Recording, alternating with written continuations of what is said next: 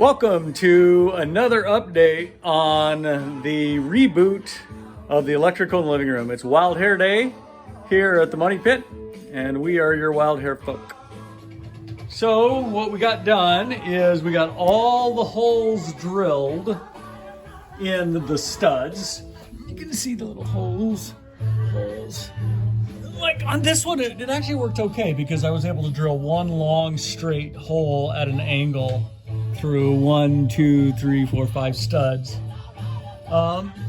Anyway, we got the main electrical feed pulled up. Those, you can see those two wires on the right are the ones that go upstairs, and this one is the initial. I guess that's the load, right? The load for this room. Preston got the outlets cut, the outlet boxes cut. And for a couple of these studs, I had to drill from two different directions, from this way and then this way. But as you can see, I was able to actually get the wire through inexplicably. Yeah, we're pretty much done. We just, unfortunately, in this room, let me give you a little perspective here. On the front wall on this side west wall, they've put drywall over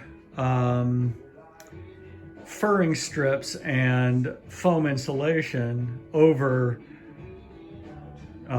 plaster over lath, etc., etc. And unfortunately, our Dremel blades are not long enough to actually get all the way through. So, for example, you can see Preston cut this one, but the blade is not. The tool is too wide to fit in the hole with a hole that deep. So we're going to have to figure out a different solution.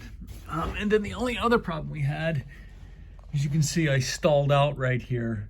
I need to put another extension on this, so that I can come through from this hole, this stud over here, because I'm trying to drill through 1, 2, 3, 4, 5 studs with a space in between. And I need to go get a bit for that, or an extension for that. But other than that, tomorrow we should be ready to pull the wire through these studs. This little pile of wire, I'll show you where that came from. So here I am in the basement. I was actually able, this is the feed, the load for that room, and it used to go that direction, and then I had it surface mounted, similar to that, all the way across. So what I did is I just removed all those cable staples, pulled that wire out of the holes, pulled all the cable staples out, pulled all the wire out. And if you remember, I had that wire going across here that looked like crap. You can see that's the old hole where it used to go up. So it's going to be way better not having it in front of the window for obvious reasons. So that's where all that wire came from. So we have a lot of extra wire to use that we can reuse, which would be very nice, rather than having to buy, well, we already have it, but rather than having to use new wire. So it saves us a little bit of money. Well, let me rephrase that. We already spent that money and we don't need to spend it again, which is really good. So from the Money Pit on a wet Wednesday, I think we got 1.5 inches yesterday.